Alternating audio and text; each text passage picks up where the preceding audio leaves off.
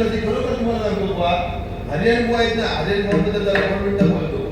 मी ज्यावेळी बुवा नव्हते ना त्यावेळी बुवांच्या मंडळात जाऊन बसायचो. ते माका बुवा बोलले, अरे उद्या शिकवता तुका काय? मी म्हटलं शिकवता, पण माका कदम लाईन मध्ये शिकवता. पण तरी पण बुवानी दीपक चव्हाणचं नाव सांगितलं आणि दीपक चव्हाणकडे मी आलो आणि त्या ठिकाणी धडे मी 1.5 महिने घेतले दीपक चव्हाणकडे. जास्त मला संवाद दीपक चव्हाणचा झाला नाही, पण जोपर्यंत उठ्या करते डबल बारी करणार तोपर्यंत दीपक चव्हाणचं नाव 100% घेणार.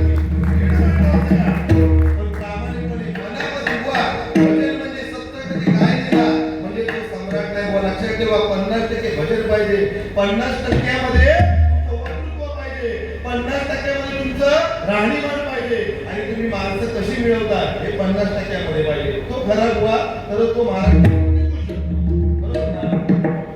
आज आमची 3 दैवत बसले आहेत. माझे खरोखर लोकरे बुवांबद्दल तुम्हाला सांगतो.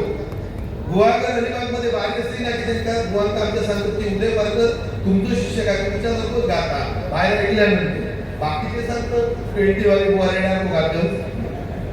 पण माझे लोकरे बुवांका सगळ्यांनी सांगितलं मी प्रयत्न केले, पण लोकरे बुवा खरोखर चांगल्या प्रकारे आमचे लोकरे बुवा नाव आदर्श बुवा म्हणून ज्यांच्याकडे बघितलं जातं ते आमचे लोकरे बुवांच्या धोरण कळा. हे 3 दैवत माझ्या दत्तगुरूच्या मंदिरात बुवा एक आता दत्तजीला भजन केलं बुवा. अजून सुद्धा आमच्या मुलगीच्या बुवाची आठवण करतात. बुवा तुम्हाला उघडता आयुष्यामध्ये अशी भगवंताकडे प्रार्थना करतो. या ठिकाणी माझ्या आई या ठिकाणी आल्या श्रीमती दीपप्रभा दीपक चव्हाण. बरोबर माझ्या आईसाठी एका जोरात टाळ्या वाजवा. एक नम्र स्वभाव आमच्या आईचा आहे बुवा. कधी घरात गेला तर चाय घेतल्याशिवाय जेवण केल्याशिवाय पाठवणारच नाही अशी आमच्या आईला उधंड आयुष्यामध्ये अशी भगवंताकडे प्रार्थना करून रूपाचा अभंग सादर करते. जास्त वेळ घेणार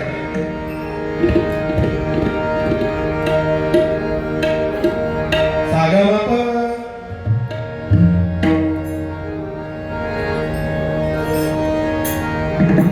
रूपाचा अभंग सादर करतो. कारण सुंदर ते ध्यान उभे विटेवरी करकटे ठेवून या पांडुरंगाचं रूप या रूपाच्या अभंगामध्ये दाखवलं पाहिजे बुवा. तर या जगामध्ये जिवंत दैवत आहे ते आपले आई वडील बघा. पण त्या पुंडलिकाने केलं काय? आपल्या आई वडिलांच्या गळ्यात रशी बांधला आणि स्वतःच्या बायको खांद्यावरती बसवला आणि वडील वडील वडील काशीत जाऊन निघाले. जाताय वाटेमध्ये त्याला आश्रम दिसलं. पुंडलिकाने विचार केला आश्रमामध्ये आपण विश्रांती घेऊया. त्या ठिकाणी कुकुट स्वामी आपल्या आई वडिलांची मनापासून भक्ती करत होता. हे बघतात पुंडलिकाने विचारलं काशी किती लांब आहे आणि किती जवळ आहे. तर कुकुट स्वामींनी सांगितलं बाबा काशी किती लांब आहे आणि किती जवळ आहे मला माहिती नाही. तो पुंडलिक झोपी गेला. पण त्याला मध्यरात्री जाग आली. बाहेरला बघतो तर काय गंगा यमुना आणि सरस्वती या नद्या वेगळ्या अवतारामध्ये सारवण करत होते. हे बघतात पुंडलिकाने विचारलं तुम्ही हात कोण? ते गंगा यमुना आणि सरस्वतीने सांगितलं अरे तू नालायक आहे, तू पापी आहे, तू दुष्ट आहे. हे म्हटल्यानंतर पुंडलिकाच्या डोळ्यामधून अश्रू आले. म्हणून पुंडलिकाने विचारलं तुम्ही मला शिव्या का देताय? तर गंगा यमुना आणि सरस्वतीने सांगितलं हा कुकुट स्वामी आपल्या आई वडिलांची मनापासून भक्ती करतोय म्हणून आता मी प्रसन्न झालोय. तू करतोय काय?